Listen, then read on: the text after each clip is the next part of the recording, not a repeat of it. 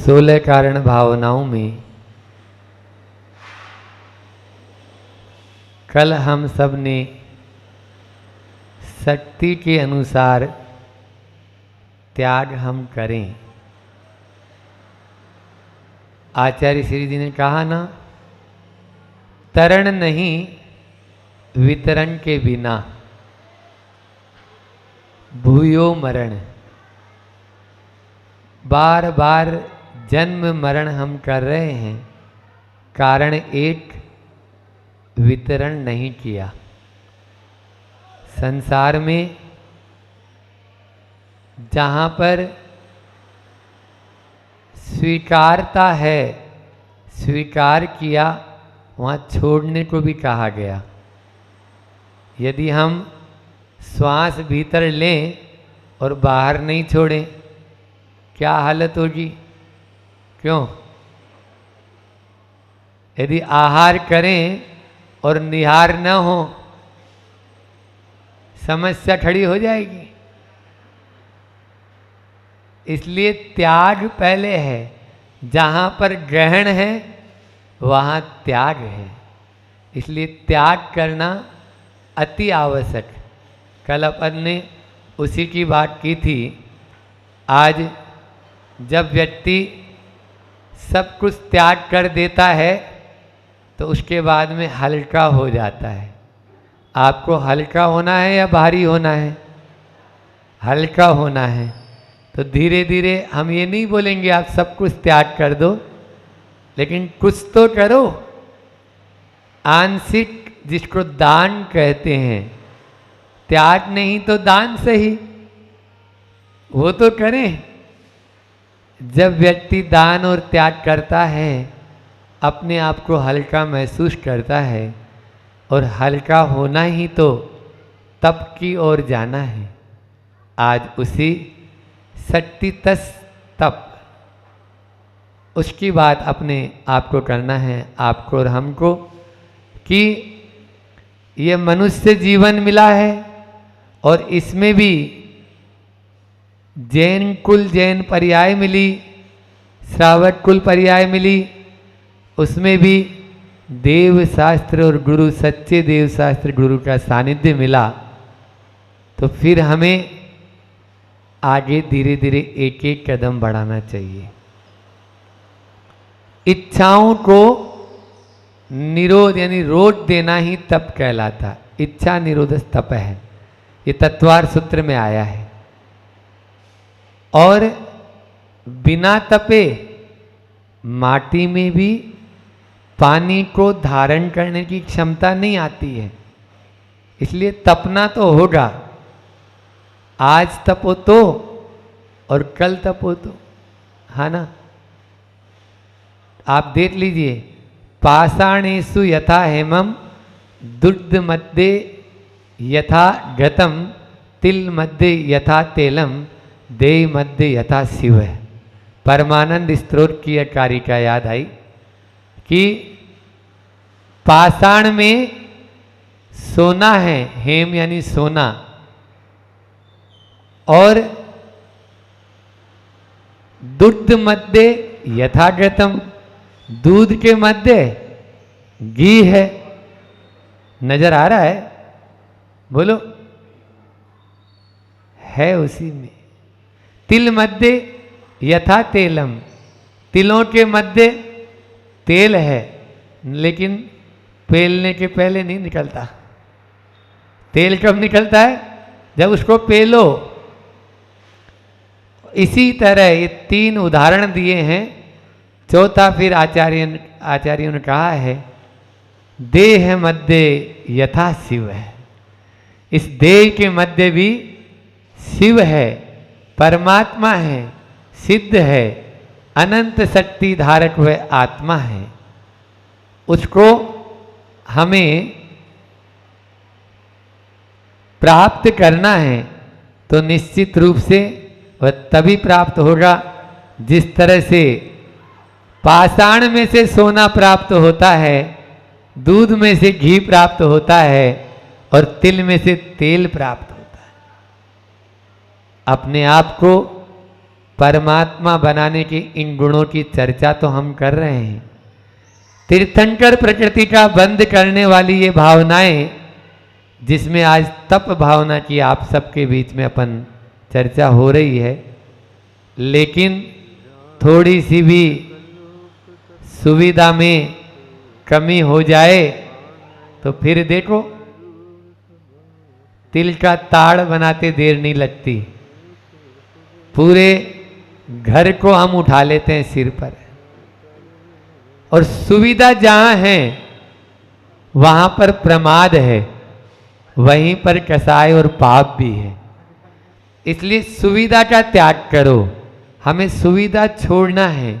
जितनी जितनी सुविधाओं का त्याग करेंगे आप तप के मार्ग में उतना उतना आगे बढ़ते जाएंगे। क्योंकि आचार्य उमा स्वामी महाराज कह रहे हैं कि मन में जो इच्छा है उसको रोक ले, उसको रोक ले, तभी तुम आगे बढ़ पाएगा, अन्यथा तप नहीं हो पाएगा।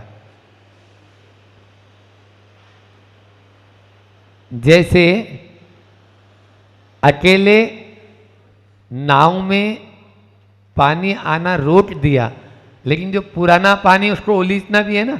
जैसे अपन ने वहाँ पे 12 भावना में पढ़ा था कि निर्जरा भी करनी है, तो निर्जरा किससे होगी?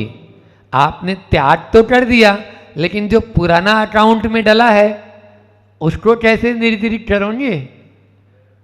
पुराना त्याग अपन ने, अब नया आगमन नहीं होगा, नया हम कर्म बंद नहीं करेंगे, लेकिन जो पुराना बांधा हुआ है अनादि काल से, जिसका कोई आदि ही नहीं है, उसको भी तो खत्म करना है या नहीं करना है?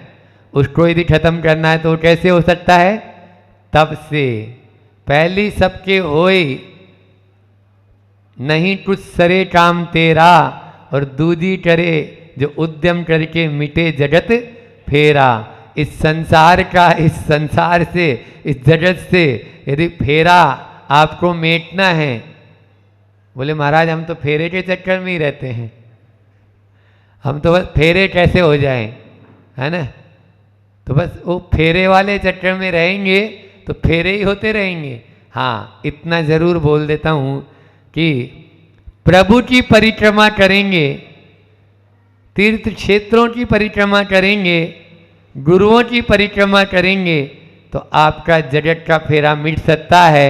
अन्यथा ये संसार के फेरे में रहेंगे तो और फेरा बढ़ता वही चला जाएगा, उसमें तो संसार बढ़ेगा, कम होने वाला नहीं है।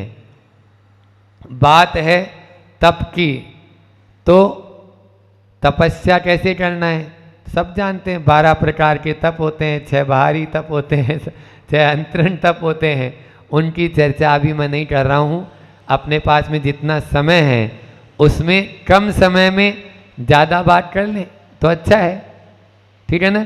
विद्वान तो वही है कि जो थोड़े में, जैसे कई बार होता है ना कि समय होता है तो मौसमी या नारंगी की एक एक कली छील छील के खा लो, लेकिन कम समय हो तो एक साथ डालो जूसर में या निचोड़ो रस, भरा गिलास पी लो, काम हो जाएगा।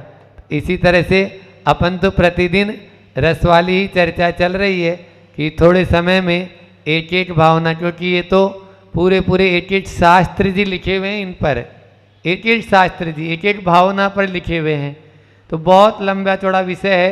अगर आचार्य कुंड की भाषा में लें, आचार्य कार्तिकेय जो हैं, स्वामी कार्तिकेय हुए हैं, उनकी भाषा में लें तो खूब गाथाएं लिखी हुई हैं इनकी, बहुत सारी गाथाएं हैं। एक एक गाथा, उन एक एक गाथाओं पर भी बहुत सारा वर्णन हो सकता है, लेकिन अपन को तो आजकल फास्ट का ज़माना है, फास्ट फूड नहीं। हाँ, नहीं तो आप फास्ट फूड सोच लो, बोले महाराज नहीं बोला था, फास्ट फूड बोला था। फूड नहीं बोला है मैंने, फास्ट का ज़माना है। आदमी जल्दी में ही धर्म को भी करना चाहता है, तो जल्दी में तो ऐसा ही हो सकता है कि अपन, आपसे ज़्यादा तपस्या नहीं होती, आपसे ज़्यादा त्याग नहीं होता, आपसे ज़्यादा बाहरी व्रत उपवास वगैरह नहीं हो सकते, उन उधर तो कर ही नहीं सकते महाराज, हम तो ठूस ठूस के खाने वाले। कोई बात नहीं, खाओ, लेकिन आज मैं एक फार्मूला बता रहा हूँ। तप भावना है ना, तो तप भावना में बहुत अच्छा निर्जरा करना चाहते हो ना, तप करना चाहते हो, तो तप करना चाहते हो बहुत सस्ता सुंदर और टिकाऊ एक तरह से आप लोगों के यहाँ चलता है उसमें दुकान के ऊपर, तो हमारी दुकान पे भी मिलेगा ये माल। ठीक है कि कैसे महाराज जी तपस्या का पूरा फल मिलेगा आपको, खाली बस आप सुख और दुख में, लाभ और हानि में, संयोग और वियोग में, पाने में और खोने में समता धारण कर लो। सबसे बड़ी तपस्या है ये। यदि आप समता धारण कर लेंगे तो जितनी निर्जरा उपवास करने वाला भी नहीं कर रहा है ना, कर रहा उपवास करने वाला जो कर रहा है उससे ज़्यादा निर्जरा आपकी होगी, क्योंकि सभी शास्त्रों का मूल है, सभी ग्रंथों का, सभी आचार्यों का ये संदेश है कि समता बिना सब धूल और समता है तो मूल।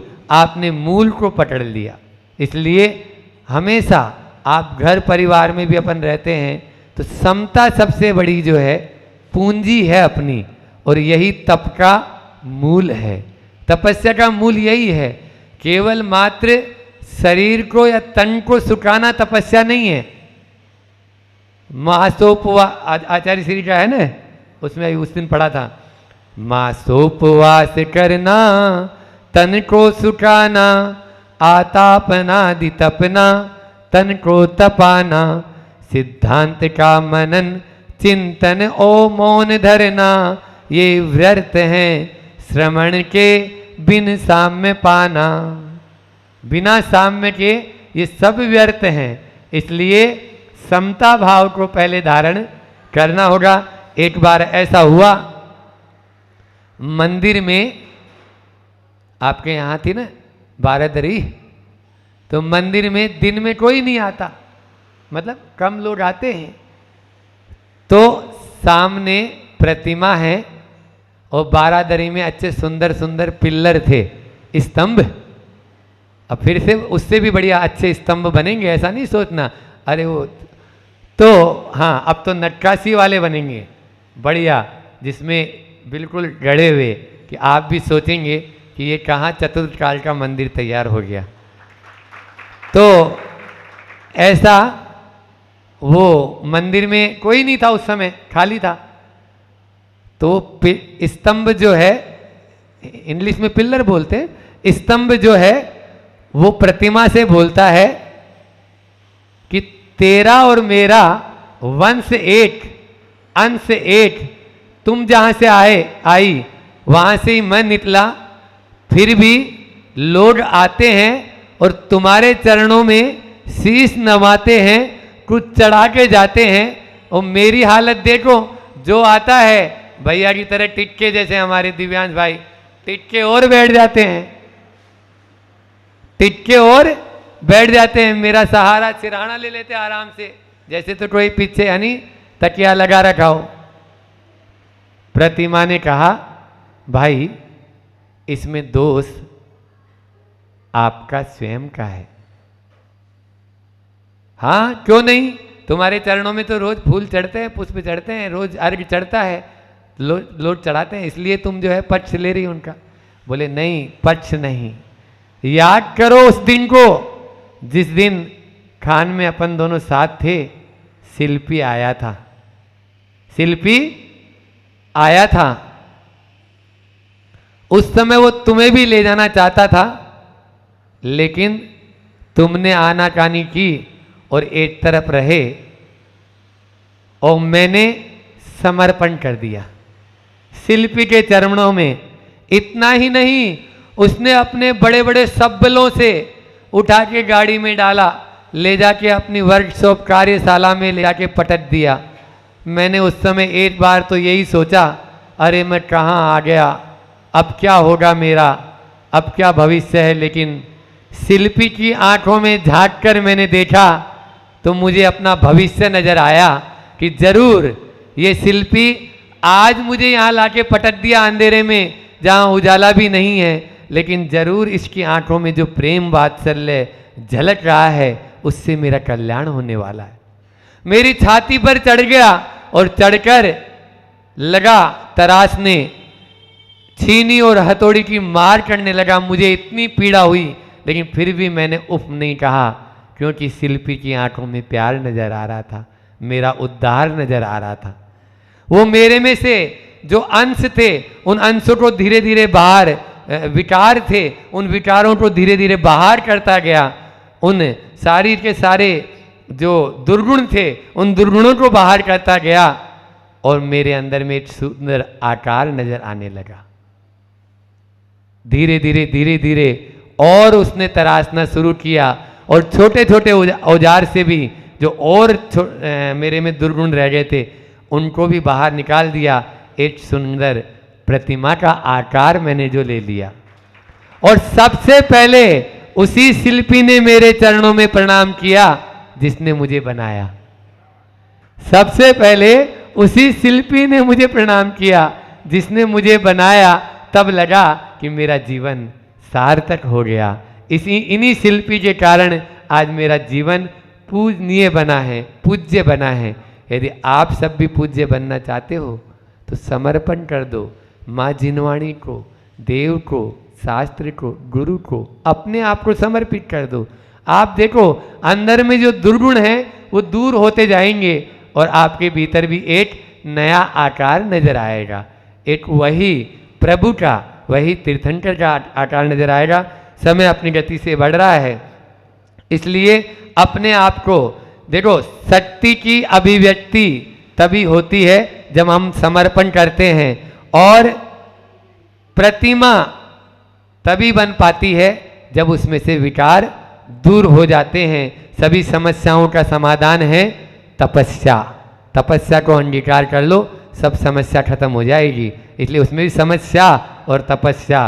अंतिम आचार्य श्री जी का हाइकू लेकर अपनी बात को विराम देता हूँ। आज का हाइकू भी इसी से संबंधित है। तपोवर्धनी, 5 अक्षर हैं। तपोवर्धनी मही में ही मही है।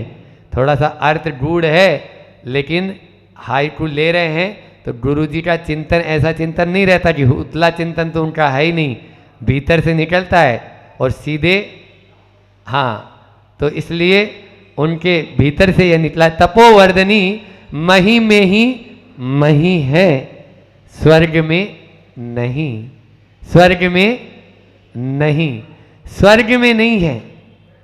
मतलब तपोवर्धनी, यहां पर यह विशेषण है कि तप को बढ़ाने वाली या तप करने का अवसर केवल मात्र यहां नृलोक में मिलेगा। नर कहाँ है? ये आपको नर के अलावा तीनों लोकों में तप करने का अवसर प्राप्त, तीनों गतियों में अवसर प्राप्त नहीं होगा। इसलिए आचार्य श्री ने कहा कि तपोवर्धनी ये भूमि है। मही का मतलब भूमि भी होता है, धरती भी होता है। धरती पर ही मही है। मही का मतलब तट भी होता है, छाछ। मही का मतलब आप लोगों के बुंदेलखंड में मही बोलते हैं ना, तट। तो मही मही मतलब मही पर ही मही है, मतलब इस धरती पर ही तट है, स्वर्ग में नहीं। स्वर्ग में छाछ नहीं मिलती है। और तट को निर्विकृति कहा। भगवती आराधना में क्या कहा? निर्विकृति। उसको किसी रस में नहीं गिना। 6 रस होते हैं ना, तो रसों में उसको नहीं गिना है, उसमें कोई विकृति नहीं होती है। इसलिए विकृति से रहित होना है तो तट्ट बनो। तट्ट क्या होता है? छाछ। वो अगर सोदर इंद्र को भी पीना है तो वो यहाँ पर आता है। पद्म पुराण में कहा सट्टो अपि तट्ट रोचते। सट्ट को भी तट्ट जो है वो रुचिकर लगता है, और जब पीने की इच्छा होती है ना तो यहीं आएगा, वहां पर नहीं मिलेगा। इसलिए आचार्य श्री ने कहा तपोवर्धनी मही पे ही मही है, स्वर्ग में नहीं। इतना ही रखकर अपनी वाणी को विराम देता हूं। बोले अहिंसा परमो धर्म की। दुख पर अपनी चर्चा चल रही थी और कल हमने आपसे कुछ प्रश्न किए थे। फिर से दोबारा प्रश्न करता हूं, और उत्तर वैसे आपने कल दे दिए थे, लेकिन फिर भी उसका एक बार रिवाइज कर लेते हैं। मैंने पूछा था कि इस जीवन में आपने धर्म कार्य अधिक किए हैं कि पाप कार्य? तुम्हारे जीवन की किताब में दान अधिक लिखा गया है कि संग्रह? तुम्हारे जीवन में अधिक समय त्याग में व्यतीत हुआ है कि भोग में? तुम्हारे जवान से स्तुतियाँ अधिक बोली गई है कि क्या बोली गई है? स्तुतियाँ अधिक बोली, क्या बताया था? कि गालियाँ। बहुत, अरे बहुत बढ़िया, वेरी गुड, कि गालियाँ। तुम्हारे जीवन में अधिक समय गुणानुवाद में बीता है कि निंदा में? तुम्हारे मन में शुभ ने साम्राज्य अधिक किया है कि अशुभ ने? तुम्हारे जीवन में शुभ आचरण ने, शुभ कल्पनाओं ने अधिक बसेरा किया है कि अशुभ आचरण और अशुभ कल्पनाओं ने? तो आप लोगों ने लगभग सबका जवाब यही दिया था कि हमारा तो हमने गलत ही कल्पनाएं करी हैं, व्यर्थ ही सब कुछ इकट्ठा किया, असम्यक ही सब कुछ किया है, अशुभ ही हमने इकट्ठा किया है ना। यहाँ तक अपनी बात चल रही थी और फिर बात कहीं और चली गई थी, आचार्य जी पास अपनी बात चली गई थी। तो वहाँ गए हैं बहुत सारे लोग अपनी पुण्य को आजमाने के लिए और गुरुदेव के दर्शन के लिए। भावना थी 30 लोग की, 30 से 35, 35 से 40। हमने थोड़ी सी बात बोली, गुरु जी के दर्शन का महत्व बताया और कितने चले गए? 55-60 हो गए, 60 हो गए। अब वहाँ मुश्किल हो रही है कि 45 लोगों की जगह और 60 लोग, अब क्या होगा? ऐसा क्यों करते हो आप लोग? पहले से तैयारी करो ना, हैं? कोई बात नहीं, अच्छी बात है। सभी लोग गए हैं, जैसे तैसे गए गुरु जी के दर्शन करने, तकलीफ़ में गए होंगे, लेकिन उस तकलीफ़ में भी इस कलिकाल के तीर्थंकर के जो दर्शन होंगे वो अलग ही अनुभूति का महसूस कराएंगे उनको, उनकी यात्रा मंगलमय हो। हम तो ये भावना बातें जो सोच के गए सबकी प्राप्ति हो उनको। तो सम्यक और शुभ और सार्थक और सुंदर की मात्रा हमारे जीवन में नहीं के बराबर है। आप सबने यही जवाब दिया, सबसे पूछा, आपने कहा नहीं, हम सम्यक हमारी सोच बहुत कम है, शुभ हमारी सोच बहुत कम है, सार्थक हम बहुत कम कर रहे हैं और सुंदर की मात्रा तो नहीं के बराबर हमारे जीवन में है। ये आप लोग की धारणा है, यही आप लोग करते आए हैं। अब जब तुम्हारे जीवन का लेखा जोखा, वो भी इस जीवन का, अभी तो अपन वर्तमान की बात कर रहे हैं, वर्तमान का जब लेखा जोखा ये है, तो हम जब गत जन्मों को उठा के देखेंगे तो क्या होगा? अभी तो आपके पास जिन धर्म हैं, जिन शासन हैं, गुरुदेव हैं, आचार्य भगवान जैसे मुनियों का सानिध्य है, सब कुछ है, उसके बाद आपकी ये स्थिति। जब पूर्व में कुछ नहीं था, क्या पता क्या था आपके पास पूर्व होगा, तो उसका लेखा जोखा जोड़ेंगे तो क्या होगा? बताओ, क्या मिलेगा आपके उस लेखा जोखे में? इस जन्म में इतनी अनुकूलता होने के बाद भी अभी आपकी चर्या में प्रतिकूलता नज़र आ रही है और आप गलत की ओर दृष्टि है आपकी, अंतरंग और बहिरंग दोनों में आपके परिणामों में कालुस्ता भरी है। तो पूर्व के भी जब हम पाप, गत जन्मों के भी हम पापों का लेखा जोखा मिलाएंगे तो बताओ क्या स्थिति होगी। जब दुखों के आमंत्रण देने वाले आपने इतने महान पाप हिमालय पर्वत के समान जितने किए हैं, कितने किए? हिमालय, सबसे बड़ा पर्वत आपका किसको मानते हो? हिमालय को। अपने पूरे जीवन में जितने पाप किए वो हिमालय पर्वत के समान है और ये दुखों को आमंत्रण देने वाले हैं। अपन ने शुरू दिन से चर्चा कर रहे हैं कि दुख को इनविटेशन कार्ड कौन देता है?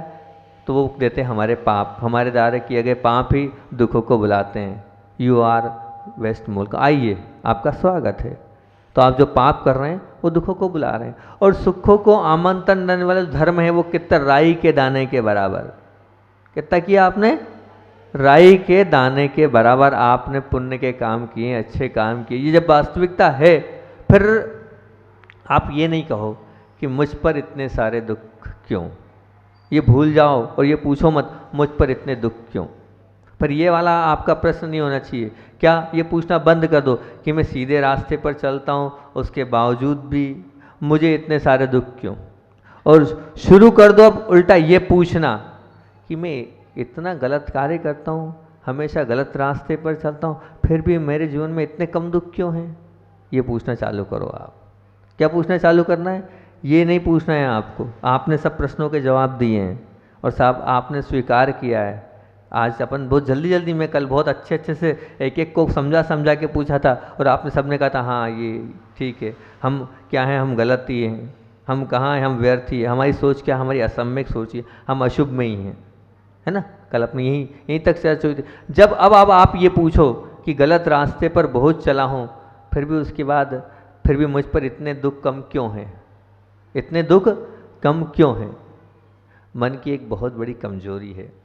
दुख छोटा होता है तो वो मन उसे बहुत बड़ा मानता है।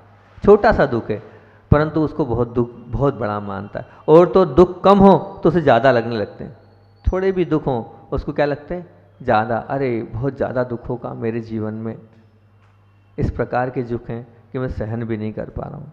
और उल्टा सुख बड़ा हो तो भी उसे बहुत छोटा लगता है। बहुत बड़ा सुख है आपके जीवन में लेकिन वो सुख भी आपको कैसा लगता है, छोटा लगता है। और सुख ज़्यादा हो तो भी क्या होता, वो आपको बहुत कम लगता है, लगता ही नहीं कि मेरे जीवन में सुख है। ये आपकी धारणा है। मतलब परिणाम स्वरूप क्या है, मनुष्य की पूरी जिंदगी आकुलता में, असंतोष में और शिकायतों में समाप्त हो जाती है। काय में समाप्त हो जाती, आकुलता में और असंतोष में और शिकायतों में वो समाप्त हो जाती है। एक भैया जी थे, मैंने उनसे चर्चा करी, आपको वैराग्य कैसे हुआ? अभी साधु बन गए वो। मैंने कहा आपको वैराग्य कैसे हुआ, कोई कारण आपके वैराग्य होने का? तो उनका जवाब सुनेंगे आप, सुनना चाहेंगे? क्योंकि किसी के वैराग्य के कारण सुनने से हो सकता है आपको वैराग्य हो जाए, हो सकता है हो जाए तो बहुत अच्छी बात है। बामोरा से चल जाए हमारे साथ कुंडलपुर, 1 2 3 4 जितने, कल 5 लोग 6 लोग तो तैयार हुए हैं प्रतिमा के लिए, अब देखो कितने लेके आ पाते हैं। तो हमने जब उनसे पूछा तो उन्होंने कहा, बोले महाराज जी सबसे बढ़िया विकल्प तो ये रहा मुझे कि मैं रोज़ दुकान खोलता था और रोज़ दुकान बंद करता था रात को, सुबह से लेकर शाम तक वही दुकान खोलना वही दुकान बंद करना। और मुझे लगा मेरा जीवन क्या ये दुकान खोलते और बंद करते निकल जाएगा, फिर भी कोई बात नहीं। उस दुकान को खोलने के बाद भी संतुष्टि नहीं थी। मैंने कहा संतुष्टि नहीं थी मतलब? बोले अगर मैंने 25,000 की भी पर डे की सेलिंग करी है तो कभी मेरे मन ने ये नहीं कहा बहुत अच्छा, 30,000 की सेलिंग भी किसी दिन हो गई तो कभी मेरे मन ने ये नहीं कहा आज बहुत अच्छा रहा। मतलब मेरी मन की भूख शांति नहीं हुई। 1 लाख का भी अगर सेलिंग हुआ मेरी दुकान पर तो मैं संतुष्ट नहीं हूँ। अब वो तो ठीक है, हाँ फिर बोले अगर मान लो मेरा ग्राहक सामने वाले की दुकान पे चले गया तो मैं जानता हूँ मेरे परिणाम कितने खराब होते हैं, मैं कितना अंदर से संक्लेशित हो जाता हूँ। ऐसा लगता अब तो जीवन भर के लिए वो ग्राहक चला गया, मेरे पास एक सामान नहीं था उसके कारण वो वहाँ चला गया, अब वो वहाँ चला गया, अब गया अब गया अब गया। बोले ये विकल्प? मैंने कहा अच्छा इसमें बहुत। बोले आप नहीं जानते महाराज जी कितना विकल्प होता है, आप दुकान पे बैठे नहीं इसलिए आपको नहीं मालूम। मैंने कहा बहुत अच्छी बात है। फिर बोले वो तो ठीक है, अब माल उधार दे दिया तो विकल्प आएगा कि नहीं आएगा, दूं कि नहीं दूं? मैंने ठीक कोई बात नहीं। बोला माल आया है रास्ते में, अब माल टूटा हुआ निकला, खराब निकला, उसकी टेंशन। अब माल आया है, माल आने के बाद उसका वो क्या बोलते हैं आजकल फैशन चला गया, आउट हो गया, वो उसको अब संभालो, उसका विकल्प, उसका टेंशन। मतलब मैंने देखा सुबह से लेकर शाम तक छोटी छोटी सी बातों में विकल्प। इतना सेल करने के बाद भी मन संतुष्ट नहीं है कि हाँ आज अच्छी सेलिंग हुईगी, कम हुई तो और आकुल और व्याकुल। तो मेरे जीवन में मैंने आकुलता और व्याकुलता को ज़्यादा पाया। तो मैंने सोचा ऐसी ज़िंदगी से क्या मतलब जिसमें पल प्रतिपल आकुलता और व्याकुलता ही है और संतुष्टि है ही नहीं। संतुष्टि नाम की कोई चीज़ नहीं है। और दूसरों की दुकान और दूसरों का विक्रम देख देख के मैं और असंतुष्ट होता हूँ। और एक समस्या तो ये हो जाती है कि अब जैसे हमारा सीजनेबल काम है, तब सीजनेबल माल लाए, राखी ले आए हम। उस जो बालक था वो सीजनेबल दुकान करता था, मतलब राखी में राखी, होली के समय होली, पटाखे के समय वो दूसरे जो चलते हैं, दिवाली के समय दिवाली। अब बोले माल ले आया, अब मान लो नहीं चला तो टेंशन, नहीं बिका उधार बाता तो टेंशन। तो मुझे लगा ये सब टेंशनों से तो अच्छा है अपन मोक्ष मार्ग में आगे बढ़ जाओ, उसमें ही सब कुछ सार है। चलो मैंने कहा कोई बात नहीं, उस चीज़ से भले तुम्हें वैराग्य हुआ, उन सब चीज़ों को लेकर भले तुम्हें शोर आए, पर आए तो बहुत अच्छा लगा उनका वो बात। तो आप अपने जीवन में आकुलता, असंतोष और शिकायतों से घिरे हैं।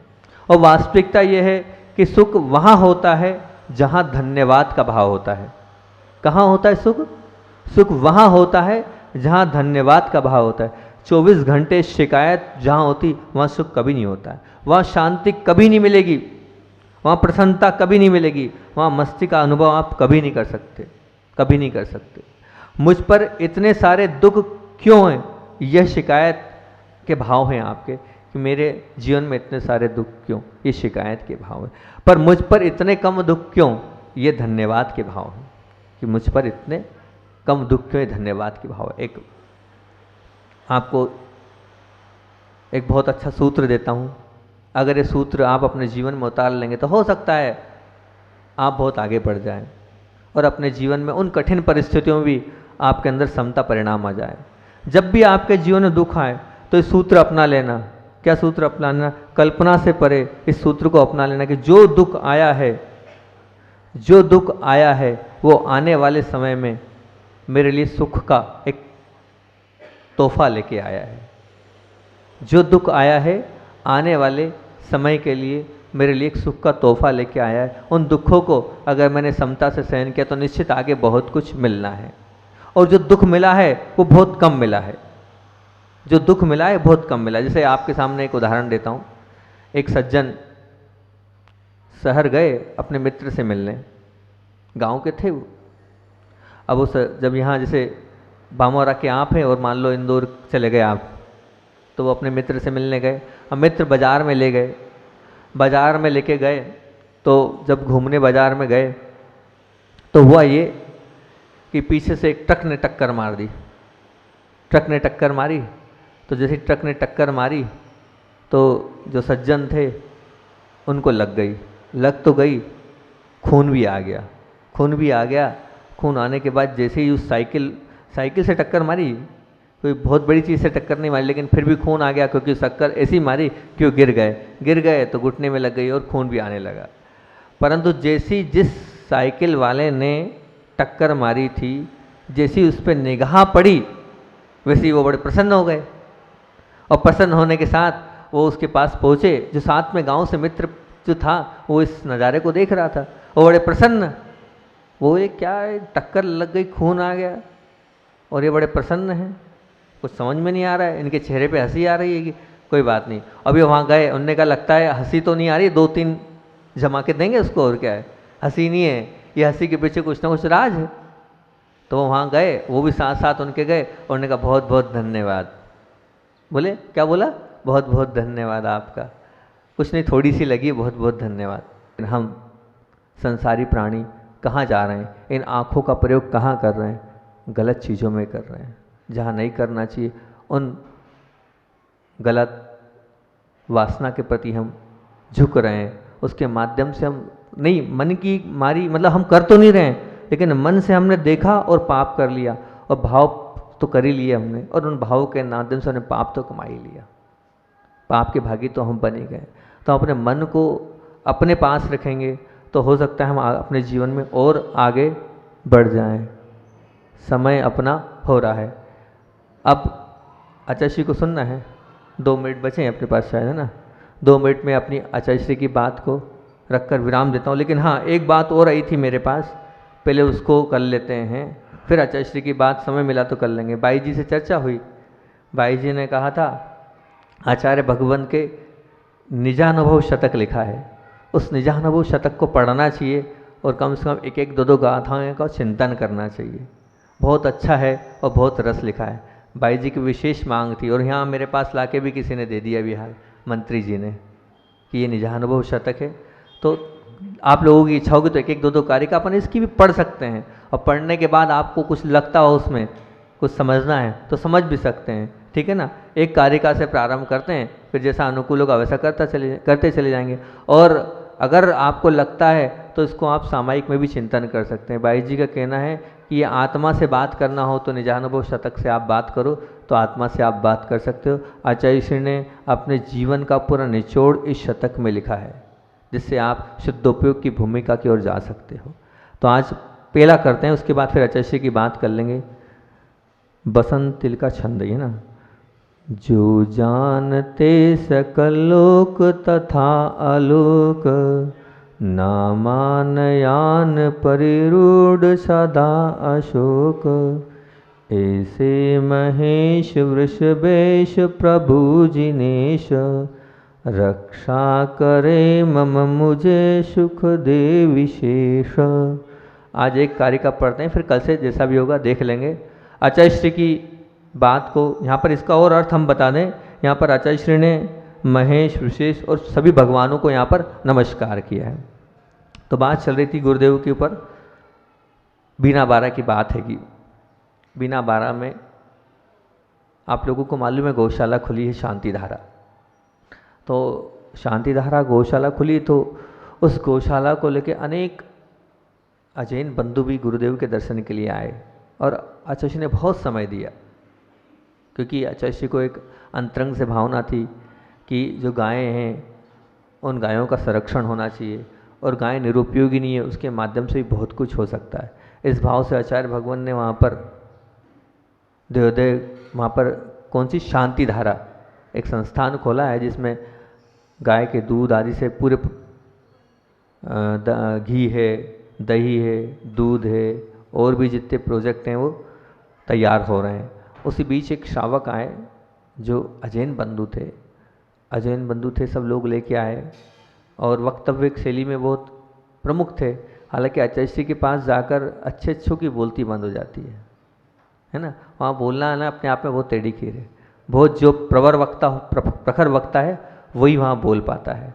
वो पहुँचने के बाद उन्होंने एक के बाद गुरुदेव के सामने प्रश्नों की झड़ी लगा दी। जो एक प्रश्न मुझे ध्यान है वो मैं आपको बताता हूँ। उन्होंने कहा आचार्य श्री जी आपका बैंक बैलेंस कितना है? क्या बोले? आचार्य श्री जी आपका बैंक बैलेंस कितना है? तो आचार्य श्री ने बड़े ही मुस्कुराते उस जवाब दिया, मेरा बैंक बैलेंस मेरी पीछे और कमंडल है। मेरा बैंक बैलेंस मेरी पीछे और कमंडल है। अरे आचार्य श्री जी आप हमें घुमा रहे हो। उन्होंने क्या कहा? अरे आचार्य श्री जी आप हमें घुमा रहे हो। आचार्य विद्यासागर जी के नाम पर कितनी तो दुकानें हैं और जहाँ देखो उस बस पे लिखा रहता है ज्ञान के सागर। वो कितनी ट्रेवल्स हैं, विद्यासागर रोडवेज, विद्यासागर ट्रेवल्स, कितनी ट्रकें हैं, कितनी बसें, कितनी फैक्ट्रियाँ हैं। और तो आपका आजकल आपने ये हाँ आपका पेट इसमें नहीं भरा तो आपने आजकल कॉलोनी के उसमें भी डाल दिया हाथ। आपके नाम पे बहुत सारी कॉलोनियाँ हैं। आचार्य श्री बहुत जम के हंसे, वहाँ पे जो लोग थे वो भी हंसे। तो बोले नहीं आप घुमा रहे हो, कुछ ना कुछ तो आपका शेयर होगा उसमें, तब तो आप अपना नाम ऐसे थोड़ी उपयोग करने देते होंगे उनको। अब वो अजैन बंधु थे, दिगंबर चर्या को समझते नहीं थे। फिर आचार्य श्री ने कहा देखो भैया अभी तो मैंने आपसे ये कहा मेरा पीछे कमंडल मेरा बैंक बैलेंस है, लेकिन एक बात ध्यान रखना ये भी मेरा बैंक बैलेंस कभी कभी नहीं होता है। बोले कभी कभी नहीं होता मतलब? बोले जब मैं सामायिक में बैठता हूँ ना तब इस पीछे कमंडल को भी छोड़ के बैठता हूँ। अच्छा ये भी इस पर भी मेरा स्वामित्व नहीं होता है। फिर का ध्यान रखना सामायिक में बैठता हूँ तो आप मत समझ पीछे कमंडल के अलावा मैं शरीर को भी अपना नहीं मानता हूँ। किसको? मैं शरीर को भी अपना नहीं मानता हूँ। तो फिर मात्र मैं आत्म तत्व का स्वामी हूँ और अपने आत्म तत्व को ही अपना मानता हूँ और आत्मा ही मेरे साथ जाएगी। और आत्मा की, क्योंकि आज भाई जी ने आत्मा की बात कही थी इसलिए ये याद आ गया कि आचार्य श्री की आत्मा की बात वाली बात थी। बोले आत्मा ही मेरी मालिक है और आत्मा को ही सब कुछ मानता हूँ, इसलिए ये मान के चलना कि मेरा बैंक बैलेंस क्या है तो मेरी आत्मा ही मेरी बैंक बैलेंस। बोले आचार्य भगवान विद्यासागर जी महामुनि राज।